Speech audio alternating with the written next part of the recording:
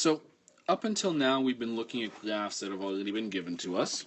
A couple of times we've actually created our own graphs, but now we're going to come up with a method to create a graph from an equation. So the easiest way to create a graph of a linear function, we need 2 points to do it. The easiest 2 points for us to find are the intercepts. So to find the y-intercept is actually the easier of the two. To find the y-intercept, we need to find f of 0, which takes us back a few sections dealing with function notation. What we know is that f of x equals x minus 3 from over here on the graph. To find f of 0, we substitute in, or we plug in a 0 for x, and we work out the math, and 0 minus 3 is negative 3, which gives us our y-intercept at negative 3.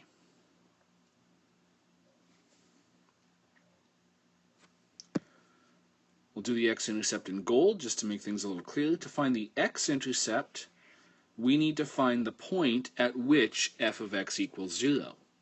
So knowing that f of x equals x minus 3, the point where f of x equals 0 would actually be the point where 0 equals x minus 3.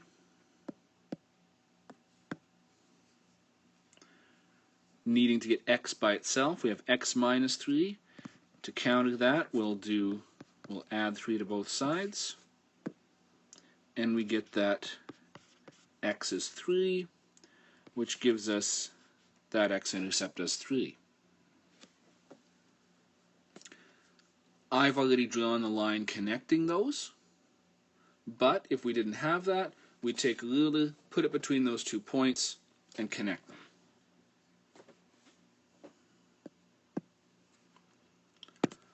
So, similar question, sketch the graph of the linear function of f of x equals negative 2x plus 7.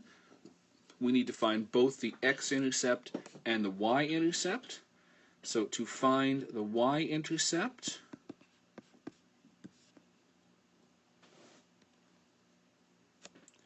we'll find the point that is f of 0, meaning we'll take our f of x that I gave you in the question. When we see an x, we'll substitute in a 0. We'll do the math, and that leads us to 7.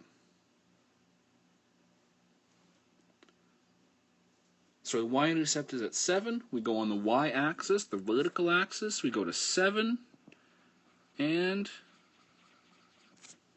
there is our y-intercept.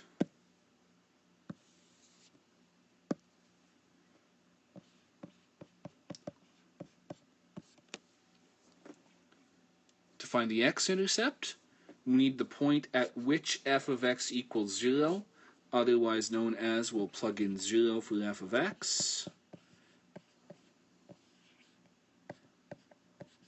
So we'll have 0 equals negative 2x plus 7.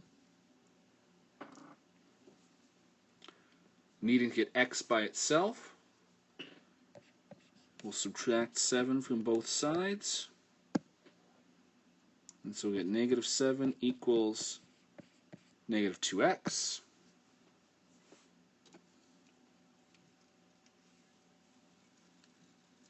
Last step to get x by itself, divide both sides by negative 2.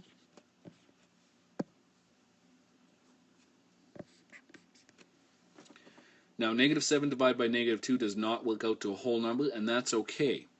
Since we're graphing, decimals are more than fine. So we'll get that x is 3.5.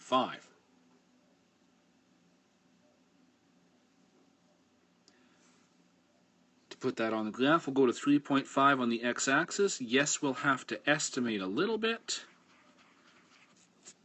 We'll do the best we can.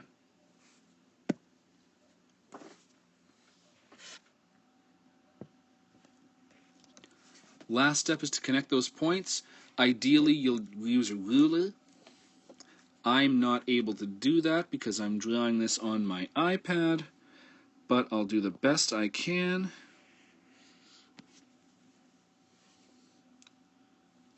Try that one more time.